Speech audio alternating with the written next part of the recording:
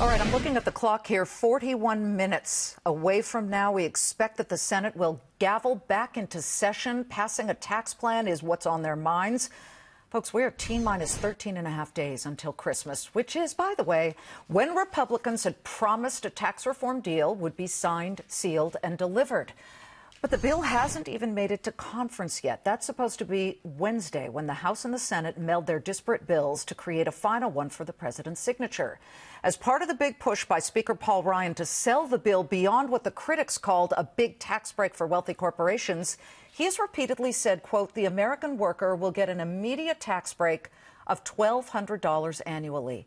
But our next guest has done some math and fired back in a recent op-ed in The Hill saying, quote, this is a bill that wealthy globalists in private equity and hedge funds and real estate love. It benefits them to the tune of hundreds of billions while letting the middle and upper middle class enjoy the crumbs of the cake. The author of that op-ed isn't a Democrat. He is a Republican Trump voter. Ned Ryan joins me now. And just to make it more fun for our viewers, we thought we'd bring in Grover Norquist. He's Americans for Tax Reform president, who likes both bills pretty much a lot. I think that's fair to say. Ned, I will begin with you.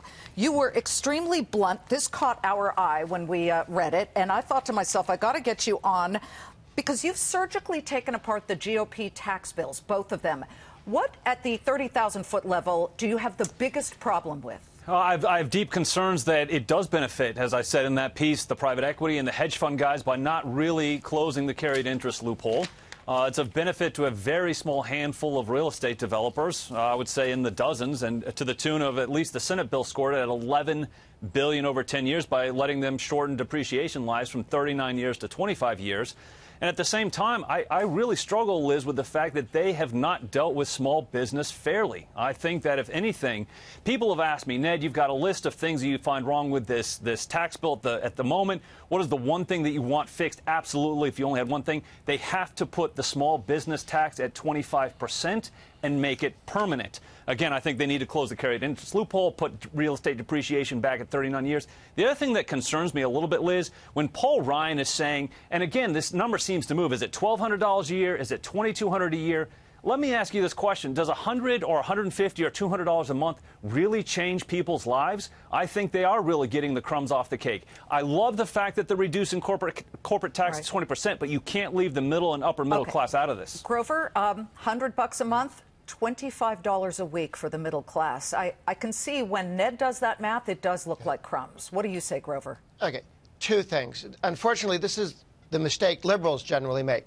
There's three different buckets where we get benefits from a jobs bill and a tax cut bill that this is.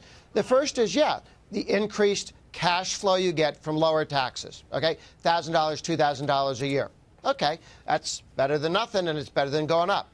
The second one is that 50 to 60% of Americans who are in the stock market see absolute wealth increasing, as you've seen shares already go up in anticipation of the bill actually passing. And I think only about 20% of the benefit is actually in the stock market now.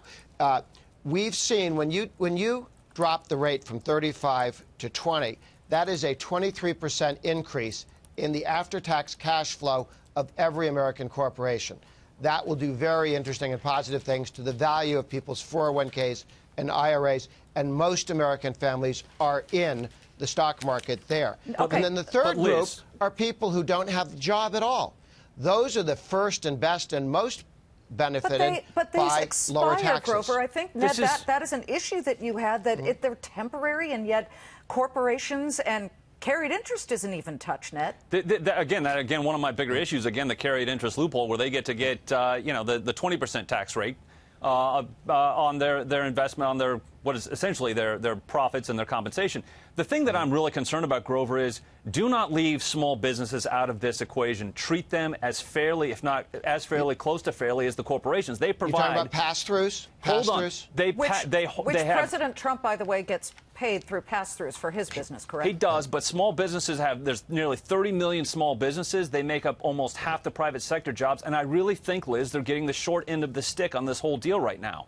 And, when it comes out of the Senate, they're saying, well, we're going to lower it to just under 30 or right at 30%. 30%. No, 25%, make it permanent, help the small businesses. They create half the private sector jobs. Before we go, and Grover, I'm going to read what I thought was a zinger from Ned, and, you know, it made me certainly think about it, and that is a point where he said simply that this puts President Trump in a dangerous position because Democrats will hang on his neck deductions that, in essence, are temporary for the middle class, but are long-term for his wealthy friends in real estate, in private equity, etc., and it just doesn't make sense to the optics at least are terrible. Ned. What do you say about that?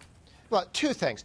The reason why some of these were made temporary is because the stupid Senate rules, we have to fit everything in. What was made temporary? Those things that we know will be made permanent, like moving the depreciation schedules to full business expensing.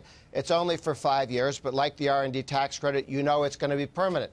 The lower tax rates for individuals, as with the Bush ones, those will become permanent. All right, we have gentlemen, no that's a guarantees Google of that. We're up against a hard break, so we'll have you both back. I would like this to continue. You both come back? Thanks, Liz. Sure. Absolutely. Thank you very much. Grover Norquist and Ned Ryan.